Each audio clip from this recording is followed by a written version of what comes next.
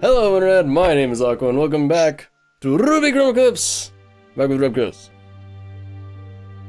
Yo! You almost did it to me again. Either that or there's a huge delay because I'm uploading. Whoops! But anyway. I think there is a bit of a delay. There's a huge delay because I'm uploading. I totally forgot to stop that. But anyway, we're getting part of the second part of... We're going to do the second part of Forever Fall. You won't try that again. I'm going to speak correctly. I'm still Blake in a uniform. I could be Weiss in a uniform and that'd be weird. We'd both be Weiss, but different. God. I'd be you from another dimension. But we're going to continue Mirror on. Universe Weiss. Yes. Where she is exclusively in school forever. Actually, speaking of interdimensional Weiss, I saw some fan art. Speaking of interdimensional Weiss, really? Yeah! It'll make sense in a second. I saw some fan art of... It was Weiss that was working, or it was Weiss talking about, like, how she'll get back at Whitley for stuff, but she's, like, working in, like, a McDonald's-style restaurant. And she was like, I bet in another world, I'm like some badass fighting monsters to make up for this life. There is a fantastic book series. The author is Diane Wynne Jones, and it is the Crestomancy series. And effectively, the argument is there are, I think, nine parallel universes that are kind of close enough to each other that you have a double in each one. And there's the main character that you follow is capable of jumping between the worlds. And so occasionally he will interact with the same people in different versions. Or occasionally there'll be problems of someone discovers that this is possible to do. Oh, there's the key. Come back. Damn it. Someone discovers this is possible to I cannot fucking pick it up. There we go. She get that orb too, yeah. There we go. I have no control with the mouse. People will discover that it's possible to jump between the other ones and start screwing over their counterparts in other dimensions. Frankly, kind of like that Your Name movie. Have you seen that yet? I have not, but I'm planning on it, so no spoilers. Are you familiar with what it's about at all, or... You know... I think it's getting a little more hype than it deserves, but I enjoyed it. I watched the Rich Teeth anime podcast fan service, and they all seem to really like it. Miles seemed to be absolutely gushing over it. Yeah, him especially. I just know the first thing they asked before I started skipping, because they put up a spoiler tag and I didn't want spoilers. But the first thing Miles asked was who cried. I'm like, oh, okay. See, I did not. I very rarely, like super rarely, will cry due to a form of media, and this, it didn't put me there. But everyone rose their hands, which I was like, oh, okay. And, you're talking about the book series? Oh, yeah. But it like, one of the main books is all about this one character who she decides she does not like the reality she's trapped in. And so she jumps between realities, but the result of it is everyone in the parallel realities gets dragged over, shifted by one. So all of these people are suddenly thrown into situations which they are not prepared for. So you'd have, Weiss, the badass huntress, get dragged into the working at McDonald's scenario, etc. And it's just like, oh shit! That's pretty awesome.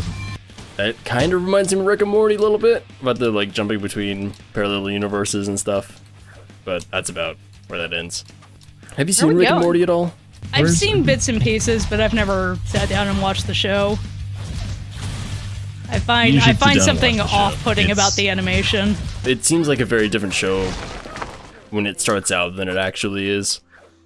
Like, it starts out just seeming like really rude and crude humor and stuff, but, like, characters actually, like, learn lessons and grow and shit. It's like Red vs. Blue when you hit season 6, and it's just like, everything changed! Yep. By the way, what do you think of season 15 so far? I've been enjoying it. I'm very... I wish it was not episodic right now.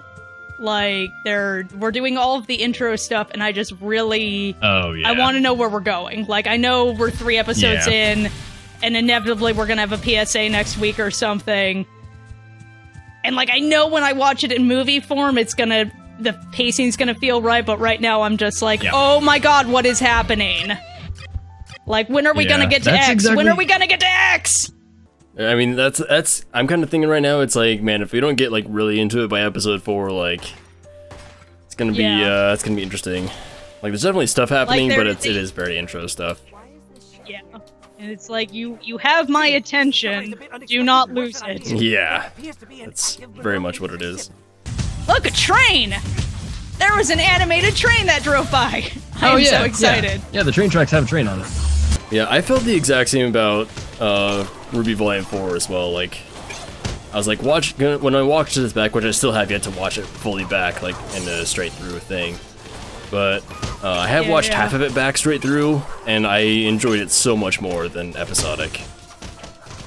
So, like, the jumping around makes a lot more sense, and it's not just like, it feels a lot less sporadic than it did watching week to week. Sure, sure. Have you been seeing all of the drama about the release schedule? Oh, yeah.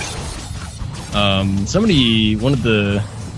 guess the person who handles the release schedule made a huge post about it. Yeah, I don't think he did himself any favors with that post. A lot of people in the comments seem to, like, appreciate it, but, like, me personally, I was just like, it's still kind of eh.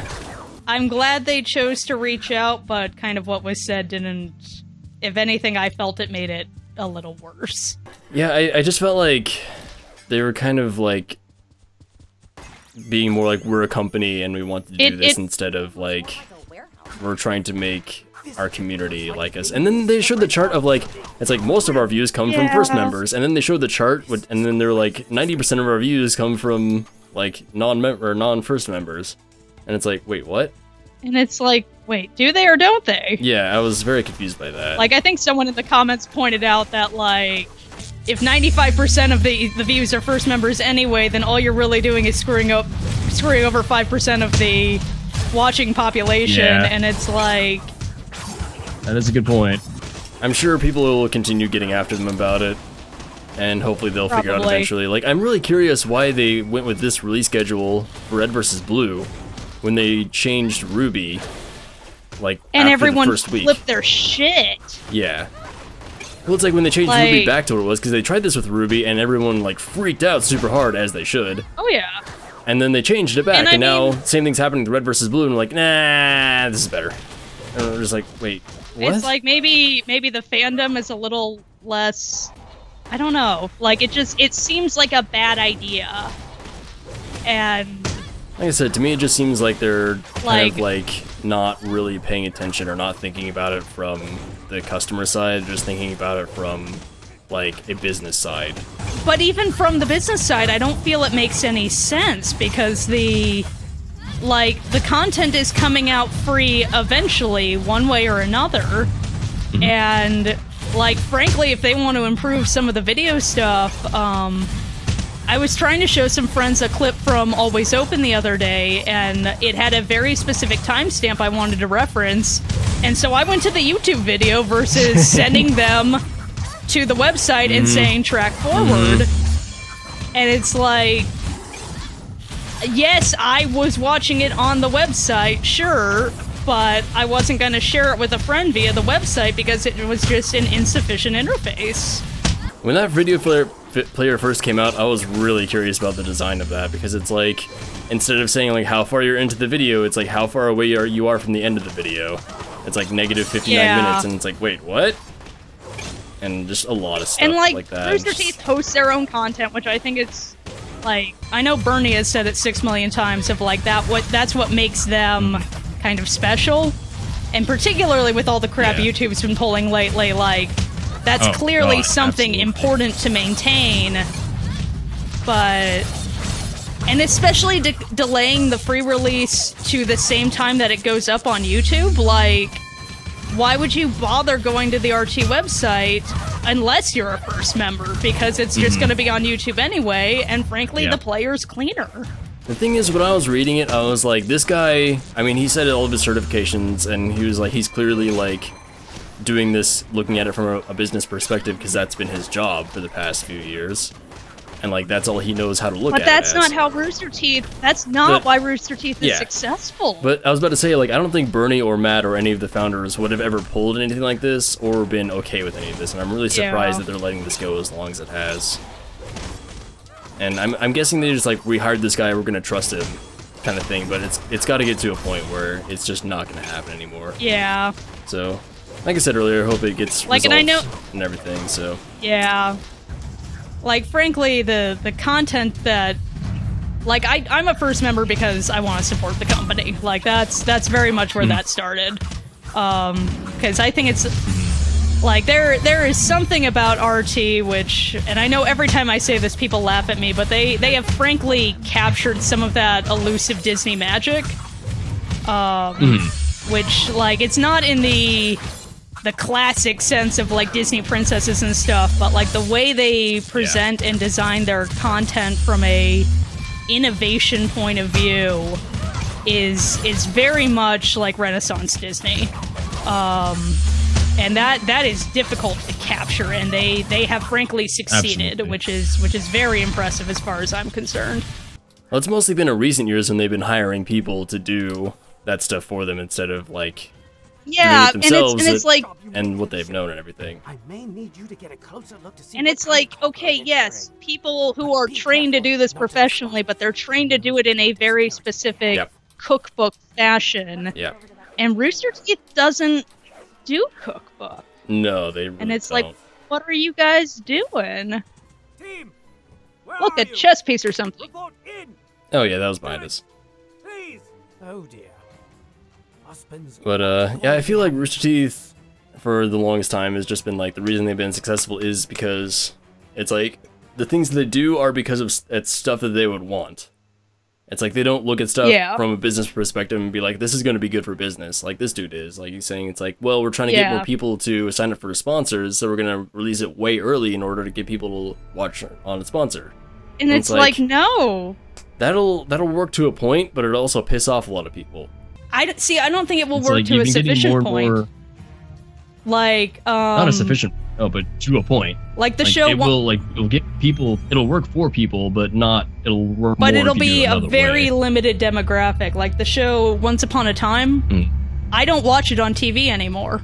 I don't participate in Reddit conversations about it anymore because every time I miss an episode on TV, I have to wait 8 days to watch it online. And it's like, alright, well, none of my friends watch this show anymore because it's completely jumped the shark anyway. So, like, okay, whatever, I don't care if I'm delayed a week, so I'm just gonna go watch it there. And it's like, if it was available same day, I'd be participating in the community, I'd be discussing it, I've been wanting to play. And it's like, like the post shows and stuff, I love that shit. Like I will watch the hell out of all of the post shows, and if they're first member only, whatever. But I don't like the delay. We'll see what happens. Oh, by the way, we're done with the level. Yeah, we are. Hi. So we're done level. So that'll be it for this episode. So thank you so much for watching. I hope you enjoyed the video. If you did, share with a friend and share with the world. And our political commentary. And I'll see you next time. Bye. Bye.